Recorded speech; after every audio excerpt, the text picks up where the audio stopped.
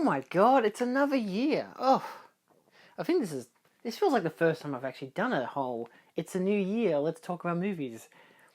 I don't know. I feel like I haven't done a January one before. I feel like I started randomly throughout the year last time. But anyway, it's a new year. I know all of y'all are thinking it's February, Julian. Get the fuck over yourself. And you're right. So let's move on. So what are we starting the year off with? Oh my god, Paddington in Peru. Oh, I have a list that I keep on my phone that's like 2025 films that I've watched. And now I have to be reminded every single time I log a film that the first film I watched is Paddington in Peru. It's not a bad film. It's just, I gave it 3 stars. I wasn't overtly excited to see it. I think because, Paul King wasn't in it. And then when I started watching it, I realized Sally Hawkins wasn't in it. I'm like, oh, I guess her character's just not going to be in the film. What's that? Emily Mortimer. Why did I say Emily? What's that? Emily Mortimer has replaced her? I don't like it. Like, Emily Mortimer is a great actress. I just don't. She doesn't have the Sally Hawkins vibe. I don't know what happened there. Did Sally Hawkins just decide to retire or something? I don't know. It sucks, and I hate it, and I kind of don't like that this film exists. But that's just how it is. Anyway, I gave it 3 stars. Let's move on. But, to rectify it, went home and I watched Female Trouble. It turns out it was a Christmas film. I should have probably watched it for Christmas. But, sometimes you can't win everything. I gave it 4 stars, though. Really fun, great, just usage of the Criterion Channel. Love it, 10 out of 10. On the 2nd, I did another interesting double feature. I knew I was about to go watch Nosferatu, but I started it with, again, on the Criterion Channel, Don't Bother to Knock. This is a Marilyn Monroe film. It's presented as like, who's that chick who's in a different film? Anne Bancroft. It's like emphasizes Anne Bancroft, whatever. But this was Marilyn Monroe plays a different kind of character to her usual tropes, and she is fucking amazing in this film. I gave her 4.5 stars. It is insanely tense. It's one of those slow builds in. You're like thinking, okay, it's really casual at first, and then it starts building, and it's really short. Like, for a 1952 movie, it is 76 minutes. It is wonderful. It looks stunning. The cast are amazing. Marilyn Monroe is fantastic. I wholeheartedly suggest it. So, of course, yeah. I mean, look, if I've got a 4.5 star film, clearly the next one I'm going to watch has to be better. I mean, I guess, but not really. I watched Nosferatu, saw it with Dad and 2 of my mates, Phil and Caitlin, because we all wanted to see it, and packed cinema. Did not expect that. Is that a bad thing? No, I had no issues with the crowd at all. I made a reference that because of RLM's video. But some people did laugh at some of the orgasmic stuff. But to be fair, I did like it. I do want to watch this on 4K instead, because honestly, Eggers' style of visual cinematography, it's dark. And it's one of those things where cinemas are really shitty now, so they're just going to look not as good. So I'm going to wait for the 4K extended cut to come out, and I'll watch that, and hopefully we get it in Australia, because, hopefully. But I still liked it. I gave it 4 stars. It's not my favourite of the adaptations of Nosferatu, not of Dracula, but just of Nosferatu. I'd much prefer Herzog's version. I much prefer the 22 version. But I might love it on rewatch. We'll see. Then we have, it has some fantastic performances in it. What can I say? Lily Rose Depp is insane. Skarsgård is really good. Defoe, what's his face? That Nicholas Hoult. It's a good cast. Then on the 3rd, I watched The Man Who Haunted Himself from Imprint, which was really fun. It wasn't what I expected at all. Like, I knew it was a doppelganger film, but I didn't expect it to go on for that exact type of story for as long as it did. But then when it does unravel itself, it is kind of a harder hit, realistically. Instead of just becoming like, okay, we get it, what's going to be the next invention once you reveal that. But instead they leave that to the very end of the film, and they make it more interesting that way, because you give a shit about this guy. I'm like, oh, fuck. Really well done. Nicely done film. Nice version from Imprint as well. On the 4th, I watched The Dungeon Master, because I had time to watch a film before I had to go to work before my trip to Tassie. So I was like, I'm going to watch The Dungeon Master. It was part of the first of 5 films in it's over there, the Arrow store set from Arrow Video. I watched the extended pre-cut version called Rage War. It's interesting for a film that has 7 different directors. It's very of its time in a very 80s kind of sense. I mean, this is what, 86 and 84 actually. I'm pretty sure it's credited as 85 as well. I don't know. I enjoyed it. I'll give it this. I gave it 3 stars. I enjoyed it. I thought it was fun. There's definitely, because there's a lot of, it's basically a bunch of short films, but all the same character because he's going through different levels, like it's a video game. It's a bit wishy-washy because it's also like 70 odd minutes. It's not long, so you don't get a lot of time in a lot of each world, so you're kind of trying to see what the point of each world is. Like, how is he going to defeat each villain? There is just really basic or kind of daft defeating and stuff, so it's like there's not much in terms of stakes. There's a whole section that's set in the real world, which goes for like 15 whole minutes, and I'm like, wow, this was intense. It's a whole slasher film kind of thing, and they don't even defeat the bad guy. They just vanish before he stabs the girlfriend. So I'm like, okay, what is happening? Still some interesting creature effects, and the villain is really cool, so I'll give it that. Not a bad way to start off that kind of set, because it definitely has that kind of a presentation to it. Like, that whole set are all those kind of like B, C grade movies that are all like effects fun and whatever, but they're all short and cheap-ish, but enough to get popular in VHS.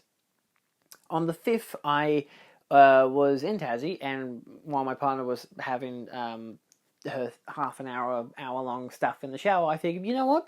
I'm going to go on the Criterion channel before it expires for the month and just take a gander. And they had, I wanted to watch a short film, but the short film I started watching was really boring, so I put on Dumbland. I put on Dumbland instead, the 34-minute long collection of, like, it's a little series of animated shorts by David Lynch. I don't think I've ever seen them before. I think I've seen the first episode, maybe this first or second, but it's very weird.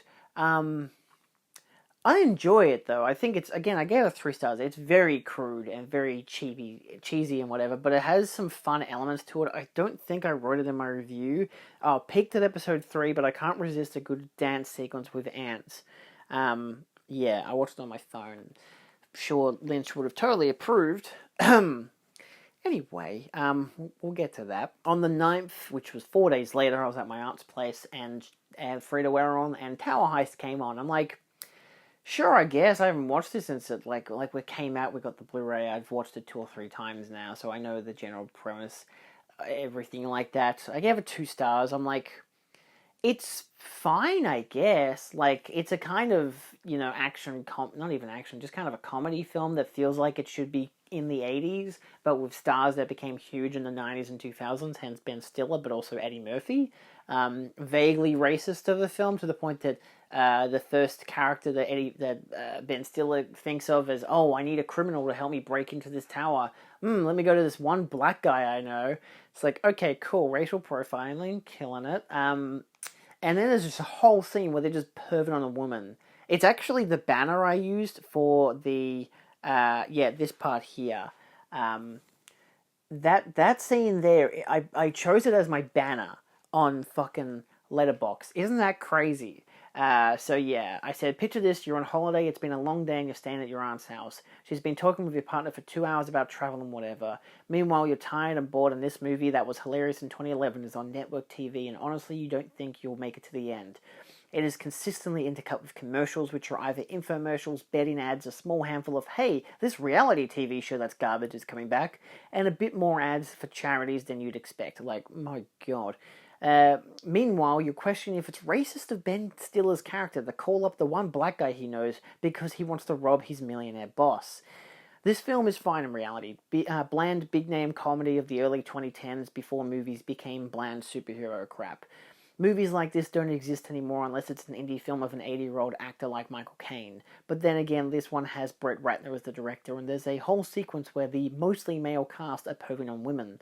So aside from a very few amount of chuckles, it was just the one actually, I can't remember what it was now, when I could actually hear the film, most of the time I only thought about how Ben Stiller plays the same character in every film, and how this film is surprisingly misogynistic, maybe a little racist too. So there you go. 10 out of 10. Would not recommend. I can't believe I still have that on Blu-ray. It's not mine, my dad bought it. But that doesn't excuse anything. So to make up for it, the next day we got back to our aunt's because we stayed at her place for the latter half of the trip. And she was watching The Substance. And I'm like, oh, fuck yeah. She'd rented it from Amazon Prime, so she had 30 days to watch it. I'm like, yeah, we watched the whole second half of it. I'm like, man, this film fucking slaps. I want to log it on Letterboxd, but I can't watch just the second half. So I rewatched the whole first half. I basically got an hour and 7 minutes in, and I was like, oh, this is where we're up to, and I turned it off and went to bed. So I watched it in reverse order. I did that for Old one time, where I got home, my brother was watching Old, he was at the second half, I watched it, I'm like, fuck, this shit slaps. Let's watch the first half all over again, and then stop it where I got to when I came in, and then move on to something else. I don't like doing that, but I can, and it's okay. It makes me look at films in an interesting light to see what's going to happen, to then jump to what is about to, and what started it. Very interesting. I gave it 4.5 stars. Fucking amazing film. On the 12th, because I got back home, baby, I did a fucking weird double feature. I did Who Can Off a Child. I don't know if I can say that particular word. People who have commented it before in other videos of mine, including a mail haul, I can't look at their comments on most platforms because it's talking about what the title of the film is. Who can do that to a child? Woof. Very interesting film. It's from Mondo Macabre. Fantastic restoration. Really good booklet by Lee Gambin. That was only in the limited edition version. It is one of the most expensive Blu-rays I have bought. It was like $200 fucking dollars. Worth it though. Wonderful release. Again, worth it for so many different reasons. Mostly sentimentality. Really good film though. Gave it 4.5 stars. It's got a fucked up opening. There are actually 2 cuts on it. One of which, maybe 3. One of which does not feature the whole opening montage, which is basically just showing how, oh yeah, all these recent atrocities have killed all these children, and it's just showing you actual dead kids. Hooray! It's not a comfortable start to a movie, but it sets the principle of what's to come. And it's kind of got this Village of the Damned kind of feel. What was it that I mentioned? Village of the Damned, None of the Living Dead kind of vibe to it, which is great. It's utterly devastating and very much so traumatizing. If it's not your kind of film, I do not recommend it. It's very brutal and very fucked up. But I think it's really, really interesting. Very, very interesting indeed. Anyway, that's the reason why the title's so fucked up. You got to watch the extended cut, though. You can skip the opening montage, because if you understand what it's going for, you don't need to sit through it, because it's just during credits. But at the same time, it's also got, like, kids laughing over the footage. It's really fucking harrowing. It's for a very particular reason, and it's very interesting why they do it. But yeah, it's just fucked up that you're literally seeing murdered children on your screen for, like, 5 straight minutes. Anyway, I followed that up with Jaws 2. Really needed a palate cleanser there. I'd been reading Lee's book about eco-horror, and he really praised Jaws 2. I'm like, I don't remember Jaws 2 being that good of a film. And I rewatched it, I'm like, it's not that good of a film. I gave it 3 stars. I enjoy it. I think it's fun. It's definitely one of those, man, I could have done with a lot more deaths, because I thought there were, like, more deaths in this film. There are not. There are hardly any kills in most of these movies, and most of them are not that brutal. This film probably has the most brutal deaths, realistically. Just a lot of blood. Maybe that was the third one, but I'm pretty sure it was this one. It's okay. It's definitely very half-baked. You can tell that they clearly had a better idea for the film and just were not allowed to do it, to the point that everyone involved was basically fired, and they forced Roy Schneider to come back. So yeah, it's not fantastic. It definitely could have been a lot better and darker of a sequel, which would have been probably one of the best sequels out there, but instead they went down the very cheap and easy route, and I don't like that, because then you get the other Jaws sequels, so yeah. Anyway, on the 13th, I rewatched Capricorn 1. Haven't seen this since I was a kid, so I watched the extended cut, courtesy of Imprint. They had both versions. I need to actually check out the theatrical cut to see if the transfer looks better than the extended cut. I'm pretty sure it does, because I looked on like a website that compared the two, and it was basically showing the Imprint Japanese version plus the remastered new version. So there's definitely benefits to the quality of the footage on the theatrical cut. I don't think it's a necessary extended cut, but it's nice to have it. There's a lot of extended, like, plane sequences and stuff, which I did like, because I didn't remember that was in the film. I hadn't seen it since I was a kid. It was like the first conspiracy thriller film I ever saw, and fucking hell does it leave an impact. I don't even remember the ending being that specific, like that exact frame, but I remembered the style of the ending, and just the message of it. I think my mum was disappointed because there's no complete resolution, but at the same time, there fucking is. So anyway, good film though, 4 stars. Really good film. On the 14th, I figured, look, I want to watch another imprint that I've had for a while that I haven't watched, so I watched Voyage of the Damned. Voyage of the Damned. This one again, there's a lot of mixed to negative reviews on Letterboxd, and clearly people don't understand what the film is going for. The film isn't meant to be this big all-star studded cast having a Titanic. No, it's drawing you in with a big cast of fucking great actors in various to really small parts. Like, one scene has one actor, and I'm like, hey, that's the guy from Indiana Jones, and he never shows up for the rest of the film. But it's fine, But it has a fantastic cast. It is a really interesting film in terms of its story. I watched the theatrical cut, which the imprint version has both extended and theatrical cuts.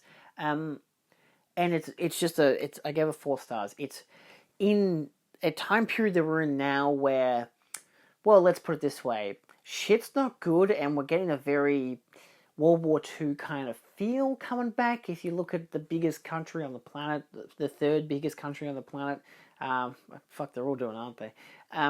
You kind of get a realization of this is just history repeating itself. So people are going into this film, I think, expecting a Titanic-esque thing, or a romanticized vision, but it's like, no, it's just showing that this is fucked. There's no real plot to it. It's basically them going, them not being able to go, and them going back.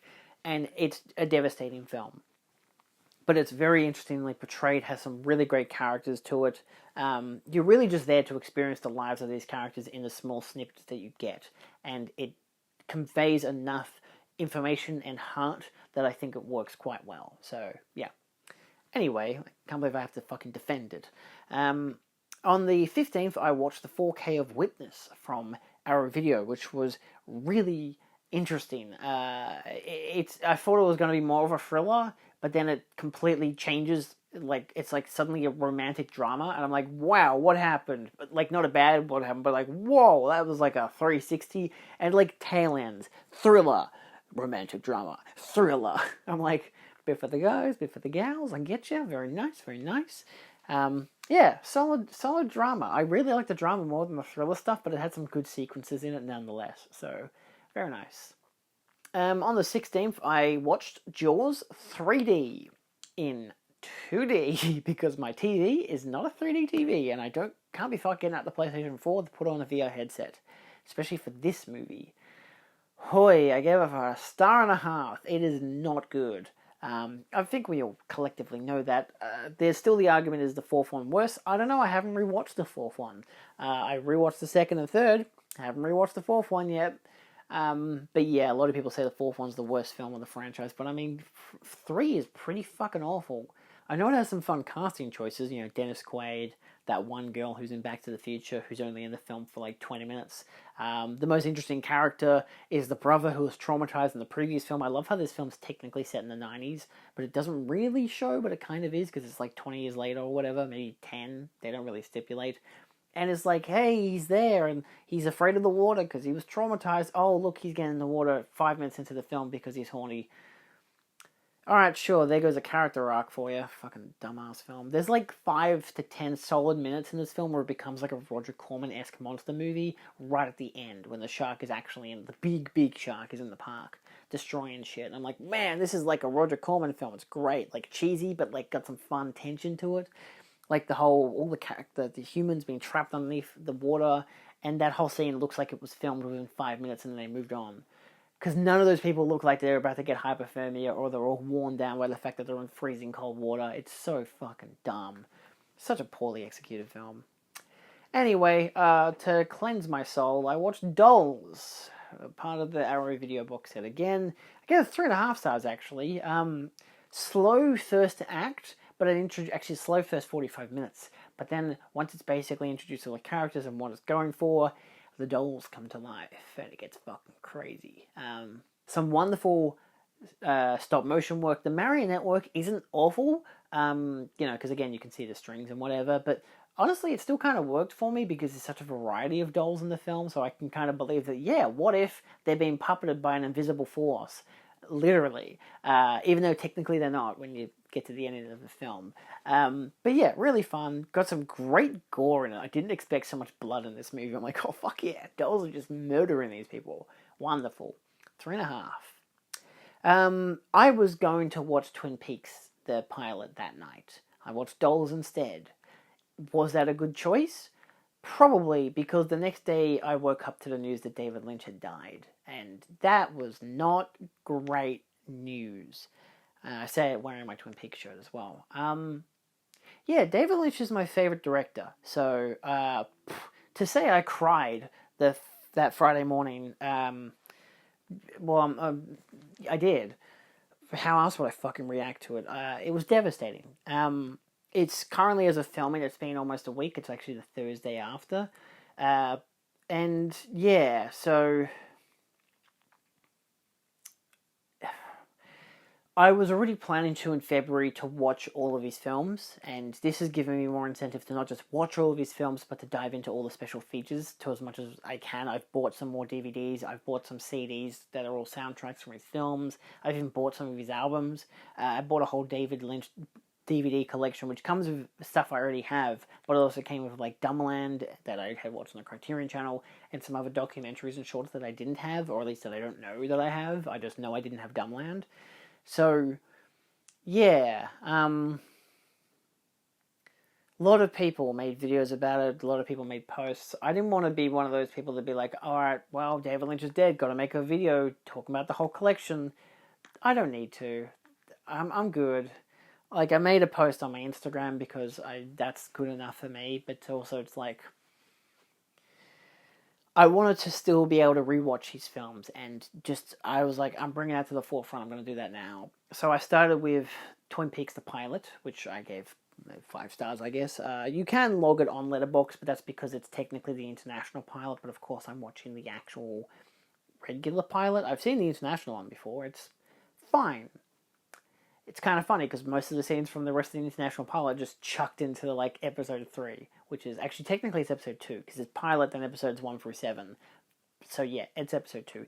Wonderful episode. Anyway, yeah. So it's beautiful. I watched the 4K, which still looks fucking incredible. I don't think it really needs a UHD disc realistically because, in all fairness, the rest of the episodes are, I think, remastered in 4K anyway, and they look fucking superb. If they're not a 2K restoration, they're definitely if they're not a 4K, they're definitely a 2K because they look fucking great. But yeah, so because it's from the Z to A box set, the original print version, so it comes with the 4K of Part 8 as well, which is wonderful. But yeah, it was good. I think it was a good choice to watch it that day instead, because I would have watched Eraserhead or something, and it wouldn't have worked emotionally for me. The Twin Peaks did, because the pilot is about grief. You know, it's someone who this whole collective people love, even if they don't completely understand them, and they die suddenly and unexpectedly, without warning, kind of. I mean, if you know, you know. If you don't, you don't. And it's about how everyone copes with that. And that's what Twin Peaks inherently is about, before it becomes more about how goodness over evil and all this kind of stuff. And I think that really worked for me, because, I mean, obviously I'm saying this in the subtext of, well, it's like David Lynch is like Laura Palmer, and we are all his fans, but some of us know him really well, some of us don't. Some of us know the idea of him more than the person. Some of us knew that he was sick. Like, obviously, a good portion of us knew he had emphysema, which was only a recent announcement last year. So, yeah, it sucks. It really fucking sucks. But the episode beautifully worked for me on an emotional level, and I really, really liked that. So I think it was, of all the times for me to say, you know what, I'm not going to watch Twin Peaks tonight. I'll probably do it tomorrow. it was a good timing for it. So anyway, I then proceeded to watch The Grandmother, one of his short films, which I'd never seen. It was half an hour, 34 minutes long. Turns out I had it on the Criterion disc, which made me realize, fuck, I gotta watch all these special features on these Criterion discs. But I watched it on YouTube. It looked decent enough on YouTube, slightly better on the Criterion, of course. Amazing short film. I gave it 5 stars. It's fucking crazy. Not my favorite of his. The Alphabet is probably still my favorite of his short films. I just think it's a beautiful nightmare. I love it. But yeah, it's good. I guess I was busy for the rest of the next day and a bit. I was actually watching Twin Peaks. So on my serialized, I've logged all of currently season 1 of Twin Peaks, which I love so fucking much. It's so fucking good. But that's on my serialized, which is also linked down below, or at least it should be. But yeah, so on the 19th, I just binged a bunch of David Lynch stuff. I put on the Eraserhead disc, watched all the special features. So we started with Six Men Getting Sick, which I gave 3 stars. It's interesting, but it's also annoying, mostly because these all have the introductions by Lynch, which I love, but just the fact that he's like, yeah, it has this wailing siren that just repeats, and I'm like, yeah, it's annoying. I had to turn my TV all the way down because I'm like thinking, anyone in my house could be like, what the fuck is happening in this room? So, yeah, it's still interesting. It's an interesting exploration of his art form and a good stepping stone, obviously the appropriate stepping stone that led him into making films, because he wanted to see a painting move, obviously. So, yeah, hell of a way to start it. But then, of course, there's The Alphabet, which I fucking adore, The Alphabet. I love it. I saw it on the Criterion Channel last year, and I was like, holy fuck, this is insane. And I still love it. I still think it's my favorite of his short films. The other one that's really good, actually, is the Lumiere one, which I think is called Premonitions Following an Evil Deed. I think on my David Lynch DVD collection, it's called Lumiere, because I believe it's their cameras, but I might be wrong. If it's a whole different short film, I'll take it. I might just quickly look it up. Nope, I guess not. It must be the same. Premonitions Following an Evil Deed. Anyway, Alphabet, fantastic, 5 stars. The Amputee, 3 stars. It's interesting. It's really funny that David Lynch is the nurse, and then at the ending of it is probably the best part of it. But the rest of it's fine, I guess. Then you get Premonitions Following an Evil Deed, just because it's on the disc from '95. I gave it 4 stars. I've seen it before. I think I watched it on Twitter one time. It was just there, and I'm like, oh, okay. I'd never seen it before. I was like, fuck yeah, alright, whatever. It's weird. I love it. Great, 10 out of 10. And of course did Eraserhead, because I couldn't not watch Eraserhead. I was waiting for it to be dark enough, because it's like almost 9 o'clock by the time the sun sets, and the light's just on the wall. It's so annoying. So I watched Eraserhead again. Didn't even know if I wanted to in my binge of all of his stuff, but I'm like, I gotta watch it. And I love it. It's still 5 stars, masterpiece. I haven't seen it since my birthday, not last year, but the year prior, when I screened it to a whole bunch of people, which was great, because half the people there knew what it was, the other half had never seen it before and didn't know what the fuck it was. My mate Lachlan watched it, he gave it 2 stars. He's like, what the fuck is this shit? I'm like, I know, it's great, isn't it? I'd introduced it to my girlfriend. She was just like, I don't know what the hell that was. I'm like, exactly, that's what's so good about it. I love it. I think it's hilarious. I love the part where the baby's sick and he's like, oh, you are sick. I love it. Jack Nance is fantastic in that movie. Then on the 20th, which I'd already started and then watched part of it on my phone as well, and then finished on the Criterion disc, is Eraserhead Stories, which I also gave 5 stars, because fuck it, why not? It's just David Lynch sitting there for 85 minutes just talking about the making of Eraserhead, of the stuff that he will openly admit to, at least. And just at times, he'll just call Catherine Coulson, and it's clear that they've just moved the microphone over there to the landline so you can hear her better, and you just have him yelling across the room, and I love it so much. It's so fucking funny. It's so Gordon Cole. It's great. I love it. Then on the 20th, because that was also on the 20th, I then followed up with The Terrible Elephant Man Revealed, which is a 30-minute long making of the film. It doesn't feature Lynch. There's a bunch of interviews on the Studio Canal version of Eraserhead. Of Elephant Man. I don't know if the Criterion has it, because I don't have the Criterion. It's the only Criterion of David Lynch's films I don't have, because I was like, well, I can get the UHD disc from Studio Canal, which is the same transfer, and I believe it's all the same special features anyway. And it is it's got a great, like, there's a whole disc that's just like 2 hours, 3 hours of bonus features. Ones that look into John Merrick, ones that look into just some random interviews with David Lynch. They just have random fucking interviews with David Lynch. One of them is just him in a hallway at some random fucking like cinematographer convention, and he's just in the middle of a hallway in a hotel, and there's people working in the background, and he's just got a light in front of him, he's just talking about shit. It's great. I'm like, this is fucking awesome. There's a whole part where Michael Chion, who I've actually got some of his books, interviews him, and they're like walking around his a gallery that he's doing at the time, and it's just really nice. There's a whole part where he talks about the name Sally, which I need to tell my friend Sally that there's a whole part where he talks about the name Sally. She would love it if she hasn't seen it already. But it's just great. It even ends with him in French saying to David that he loves his work, which David definitely does not understand French that much, because he didn't react to it at all. And I'm like, he either didn't understand it, didn't hear him, or understood it and chose not to react to it. So yeah, it's just, it's interesting. It's a beautiful stuff, but wonderful. Love that whole 4K disc. Watched the 4K of Elephant Man. Gave it 4.5 stars. It's a beautiful, wonderful film. Wonderful, not in a joyful way. In a this is kind of sad. It's great. It's terrifically filmed, amazingly acted. But yeah, the whole disc with all the special features, wonderful. I didn't watch the special features that were brand new to the set, which was like an interview of a producer and an interview of a cinematographer, whatever. They were on the 4K disc because I didn't have time. But look, I can leave them for another day. It's all good. So yeah, just good fucking shit. I can't log it all on Letterboxd because it doesn't all exist on Letterboxd anyway.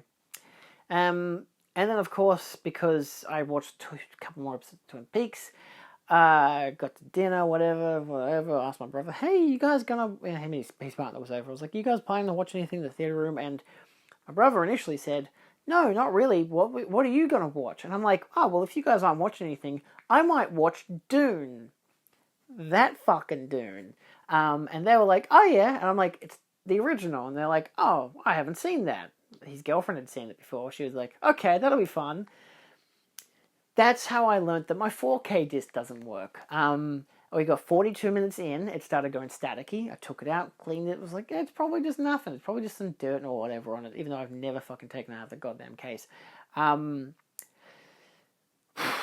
Yeah, no, it stopped working. It didn't work. I had to put it onto a different player, which didn't have their Dolby Vision grading, and didn't look that much different, realistically.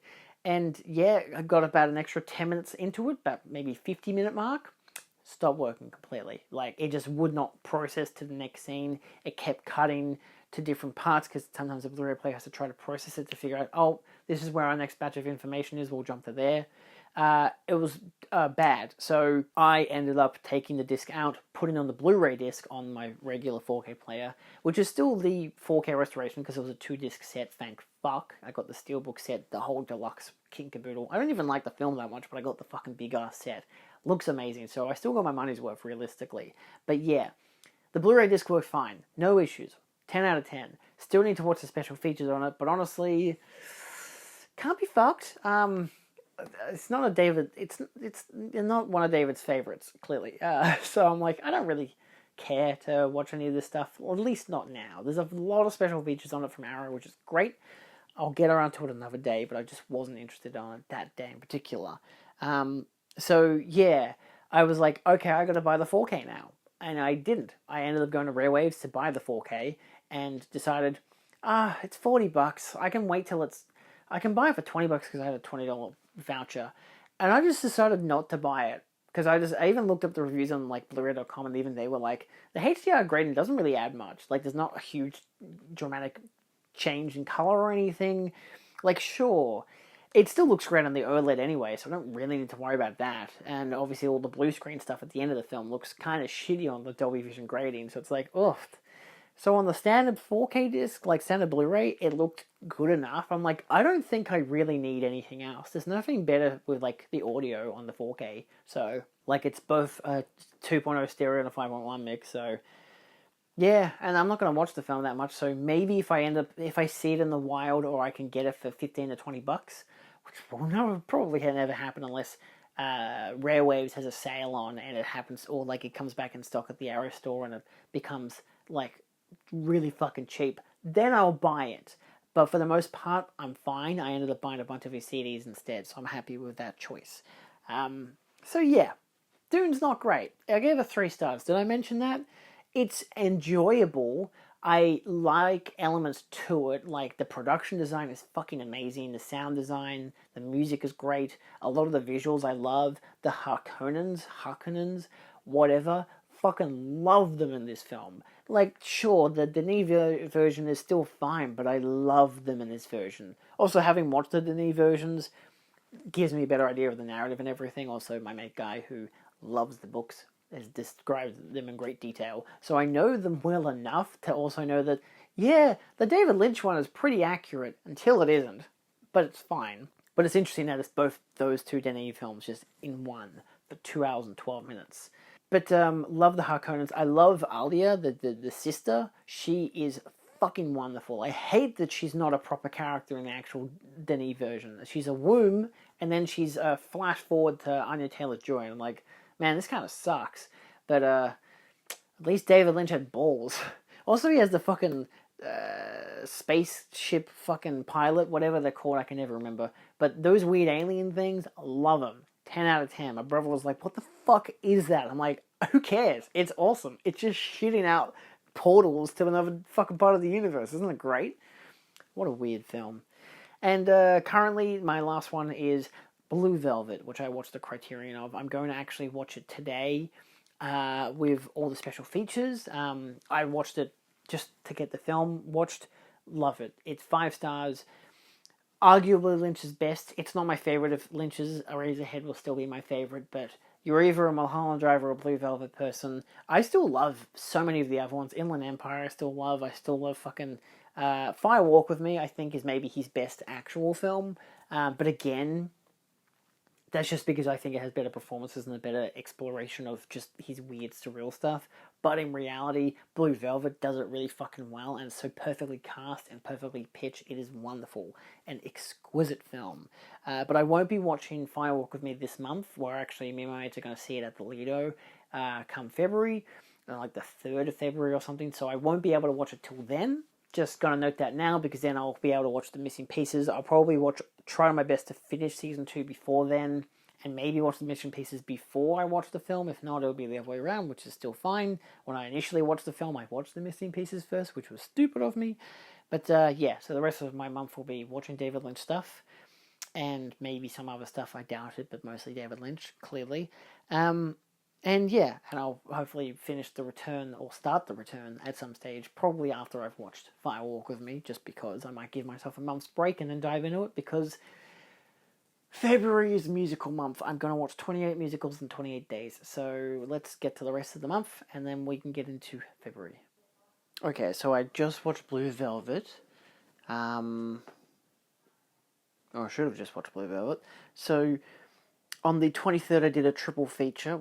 I don't even know what day the 23rd was. Is that kind of weird that I can't remember what day the 23rd was? It was a week ago. It was last Thursday. So I spent Thursday watching Mysteries of Love, Blue Velvet Revisited, and Blue Velvet The Lost Footage, all of which were on the Criterion release, because I'm like, look, I've just watched Blue Velvet the night before, 5-star film, masterpiece, love it. I need to look for all the special features. So I looked through the special features. Everything that was on the disc I watched, and it was beautiful.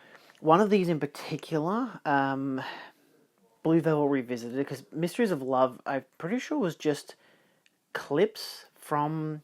Actually, it wasn't. It was like it's a 71-minute long film. It's just a making of documentary, basically. People talking about the film, that kind of jazz. Don't think there's much else to it.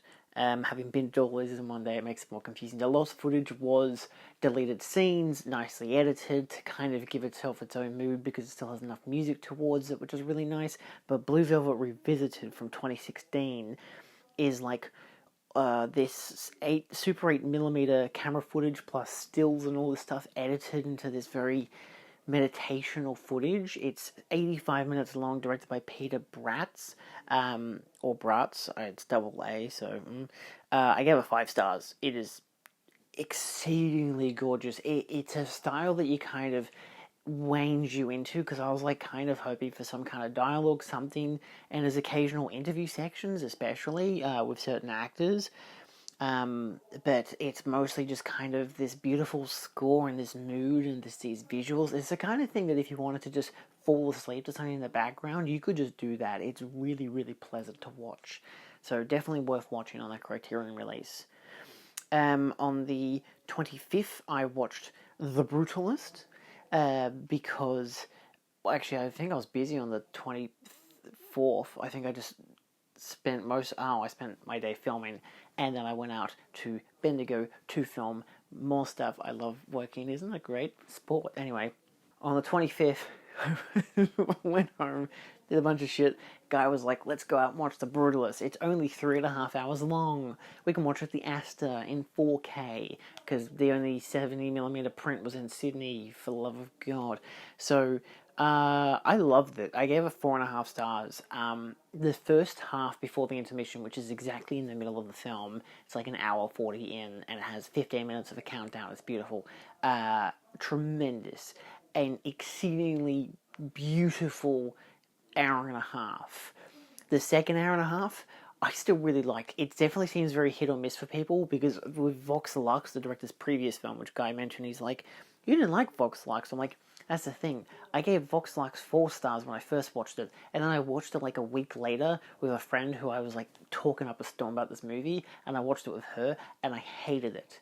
I gave it 2.5 stars. I have not watched it since. I have the DVD. I have not revisited it.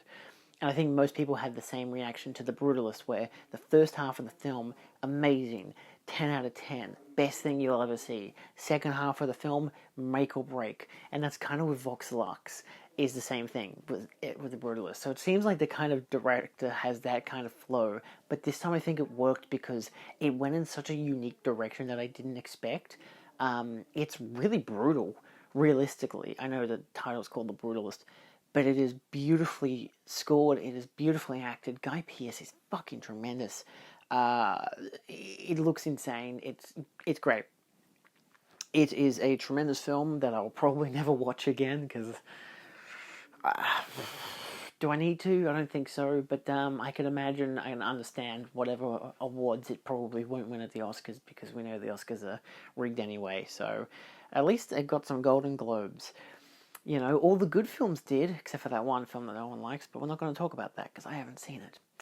On the 26th, I watched Wild at Heart. Watched the Criterion, I gave it 4 stars. It's a film that, for me, I can never truly love. I haven't found it yet. I think I've watched it 3 times now. 2 or 3 times now. It's tough. It's a film that I do respect, and I do like it a lot, because obviously I'm going through Lynch's works in order, and this time I'm also watching Twin Peaks. And I do like Wild at Heart a lot. It's just one of those things where the first 20 minutes are hard for me to grip into, because it's very up and down tonally. You know, you get this really serious drama, then these really comedic parts, and then there's sexy parts, and just all this stuff. Someone I follow on Letterboxd said for the film was just like, man, it's just Nicolas Cage and Laura Dern having sex the whole time. I'm like, no, that's the first 40 minutes. Then the rest of the movie's fucking insane. Like, the first third of the movie I don't love. It's too tonally imbalanced. It's too crazy. I don't love it. There were some fantastic performances, sure. It's amazing. It's just their tone doesn't work for me. It's too imbalanced. But then it gels. It starts to smooth out once they hit like New Orleans, and it starts to get groovier.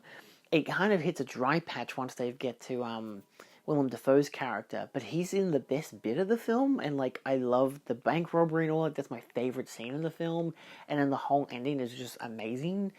You know, Cheryl Lee showing up, even the girl who plays Audrey Horne in Twin Peaks, Sherilyn Fenn, her scene is fucking insane. It's just so brutal. There is some just amazing characters, amazing scenes. It's so Twin Peaks coded in its own way. Same as like Blue Velvet. There were Blue Velvet deleted scenes that was so Twin Peaks coded in that exact way of just being like, when they go to the bar, but it's a deleted scene, and you just get this like weird comedy act. It starts with a dog eating from a bowl. I'm like, that's just Twin Peaks. But in Blue Velvet, where it doesn't fit the tone, but it almost does, you know? So, same as Wild at Heart. There are sequences here which fit the tone of Twin Peaks, even though I know they filmed the pilot, then did Wild at Heart, and then continued with the rest of Twin Peaks. So, yeah, I feel like if I watched this film with the right people, to be laughing at the right times, to be sad at the right times, I feel like it would work a lot. I'd really got to watch this with Caitlin. I feel like her and I could really, she could help me really appreciate this film a lot more, because I know she fucking adores this film. So, anyway, I don't think I could watch it with a crowd, though, like a big crowd. I don't know if I could trust them enough to know when to enjoy it. But it's hard to say. It could. I mean, it won Palme d'Or, so who knows? I did actually watch Love, Death, Elvis, and Oz, The Making of Wild at Heart, which is apparently on Letterboxd credits as a 2025 release. It isn't. It was added, like, this week that I'm filming, the last week of January. This is the 30th that I'm filming right now. It's from the DVD release. It's on the Shout Factory release, because I watched all the special features on the fucking Shout Factory release, except for the hour and a half of deleted scenes, because I'm like, I've got stuff to do. Can we move on? And I'll watch them eventually, but it doesn't really matter right now. And so it's one of those things where it's like, it's fine. It's a 30-minute talking head thing. It's fine, whatever. I just find it so weird that I couldn't log it like 4 days ago, and suddenly it's now on Letterboxd. So great, it's on Letterboxd. I can log it. Great, 10 out of 10. On the 27th, I watched A Slice of Lynch because I was watching Twin Peaks. And it was on one of the special features discs on Twin Peaks, which I didn't know what it was, and then it popped up. I'm like, hey, this is that footage where David Lynch is just at a bar, and then Carl McLaughlin and Madgen Amick and that other guy shows up. And I was like, hey, shit, it's an hour of just them chatting. Is it an hour? I'm pretty sure it's an hour. Might be an hour and a half. It's 56 minutes. Directed by Charles D. Larizzica, who did like a bunch of like the best behind-the-scenes documentaries you'll ever see, like Dangerous Days, all the ones on the Alien films, The Secrets of Another Place for Twin Peaks. Insanely good at doing those kind of things. So this was great. And this is just wonderful, just seeing Lynch talk about this stuff. And it was nicely healing in its own way. They talked about how David Lynch had to kiss Madgen. I can never pronounce her name right. What did I say? There's a beautiful sentiment in the air during this, a feeling like this is part of where Lynch is now, in a diner with his coffee and cherry pie, visited by old friends, and reminiscing on the memories they have shared. It's just really nice, and I love that it's on the Twin Peaks, like from Z to A Blu-ray box set. I think it's on the old release as well, the complete collection. I'm pretty sure it would be. I don't know. I never watched the special features on that disc, so most of the special features I've seen on those are probably on the Z to A set. And then, of course, because I watched all of Twin Peaks Season 1 and 2, I finished it off with Secrets from Another Place, Creating Twin Peaks from 2007, done by the same director of Slice of Lynch, which was just nice. It's very traditional, hour and 40-odd, 50 minutes, whatever. It's almost 2 hours long of just them talking about creating a show, just without David Lynch. But Mark Frost is there, which is nice. Yeah, it's good, but I rewatched Twin Peaks, which is the important one, at least in my mind. I was able to binge it all to the point that it took me a whole week to watch season 2. And I spent most of it, like, the boring episodes, realistically, the filler episodes as they call it, fixing up my shelf. But I was always pausing for just the really weird, uncanny stuff, and I really liked that stuff. But I liked the show. I'm probably not gonna have any time to watch anything for the last 8 months, so I'm just gonna wrap this up here. But I love Twin Peaks. Wonderful show. The first season is, for me, an almost perfect show of TV. You know, maybe because it has the cliffhangery stuff, I don't think it's perfect, but at the same time, I still think it works really, really well. Like, I can see why they did it for the devices of, hey, to make sure it gets picked up for another season, let's, like, put in all these cliffhangers and whatever. And Mark Frost saying how he directed that episode, which I didn't realize he directed it, but how they wrote and directed it for that exact reason, of just hammer out every single cliffhanger they could possibly do, which is great. But it's beautiful. The music, the air around it, everything, the characters, the world, it's beautiful. But it is really heavy on the Who Killed Laura subplot. And when you get to season 2, that's even heavier. Of course, Lynch doing the first 2 episodes, and then it kind of grooves into this other stuff. And I really like all the extra characters that they bring in, like the Miss Tremaine and all that. But then and David Lynch's son is there, and then they just disappear from the show. All these kookier characters, they just appear and then go, and then suddenly they're replaced by fucking Billy Zane and Heather Graham and a bunch of special guest stars and stupid subplots like James riding off to some woman to sleep with her while she wants to kill her husband and she's sleeping with her brother who's not her brother, question mark. Woof. It's rough. I love the second season though. It's not terrible. A lot of people say it's terrible. I don't think it's terrible. I think for a show that is a riff on soap operas, by the 9th episode where they, finished the main mystery, where even most of the cast said that it was basically done by that point, even half of them stopped watching after that, it becomes heavy on the soap opera stuff, which I think is really funny. Some of the soap stuff is great. Like, James's whole storyline is awful, but every single time him and Donna were on screen, I was like, I don't mind their romance in the first season, but I don't care for them in the second season, even with Maddie there. And I like Maddie because it's great to have Cheryl and Fenn Cheryl Lee, sorry, there. She's great. Love her. But yeah, the Wyndham Earl stuff is set up at the start of the season, but not paid off till the end of the season. There's a lot of things, But in those middle gaps, you get the stuff like the Black Lodge law stuff. You get the alien abductions. Billy Zane shows up. He's hot as fuck, but my god, is his story so irrelevant. I don't mind him being there. He's like the only guest star. I'm like, yeah, sure, whatever, he's hot. And then Audrey fucks him. It's great. Quality soap opera stuff. Yeah, there's some shitty episodes in there. It's really interesting how they just get rid of half the cast and kind of do this other weird shit. Ben going crazy and doing his whole reenactment of the Civil War is just mental. Nadine losing her mind and then thinking that she's a 16-year-old or something, 18-year-old, and being super strong is hilarious. I love that subplot. Her going back to school, which you realise, oh my god, we have not gone back to school since the pilot, and now we're back to put Nadine in school. No wonder why we never went back to school, because it's just stupid, but it's stupid because it's even stupider because it's her. She's 30-odd, and she's just in high school, and everyone's just fine with it. They're like, yeah, fuck it, let's just do it. It's stupid as hell, and I love it. There are still some really fun sequences. I love David Duchovny in the show.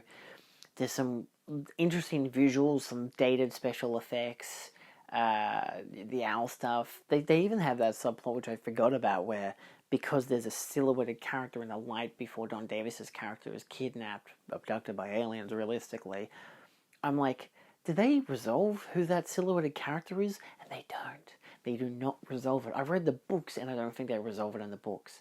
So they just say it's aliens. The owls are aliens. Did you know owls are aliens in Twin Peaks? It's hilarious. There's like the book, The Secret History, and you can get like a black light and you can put on the image of the owl and it's got like an alien's face. It's really fucking funny.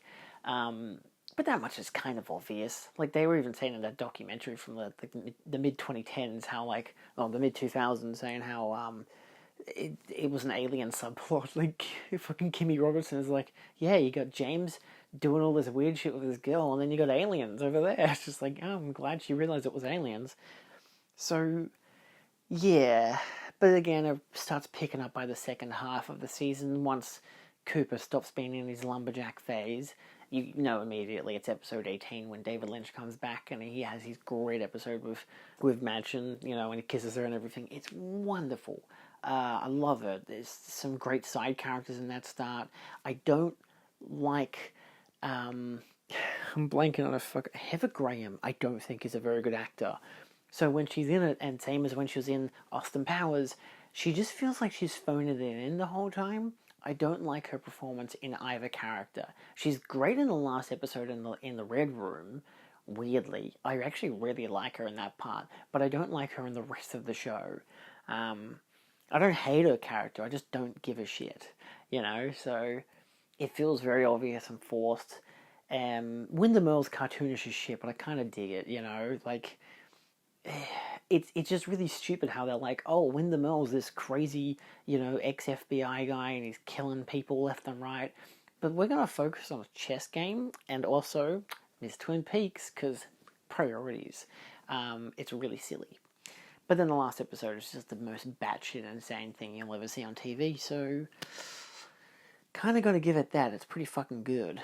So yeah, I won't be watching The Return until probably, what's next month, February? Probably March. My expectation is to either take a break from David Lynch stuff, except for watching Fire Walk with Me in the cinema in a couple of days' time.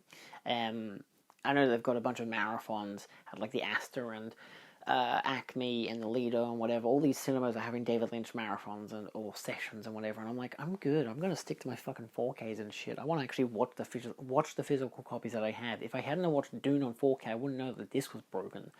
But at least, I mean, I'd prefer to watch Twin Peaks Fire Walk with Me on my Criterion. But I'm like, I've seen the Criterion before. I watched that when Angelo Badalamenti died, so it's like I'm happy to watch it in cinema instead because that would be beautiful, and I can watch the missing pieces on either disc of the Criterion or my Z to A set, which I'll probably do the day after because next month is musicals.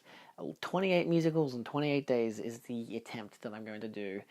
So yeah, I'll continue watching the David Lynch stuff come either I have enough time for out February, if not, I'm going to wait till March because then I can go straight into Lost Highway and Mulholland Drive and The Straight Story and Inland Empire and Twin Peaks: The Return and all the short films in between. As much stuff as I have that I own that I can watch.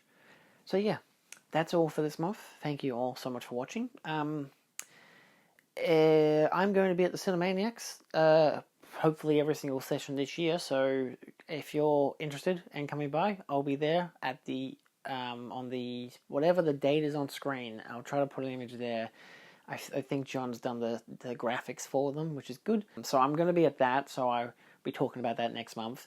And yeah, so that's that. There's also a market happening in March. I'll be at that as well. I'm going to be selling some stuff, so I'll be making a video on that shortly. It'll be a very dramatic sounding video.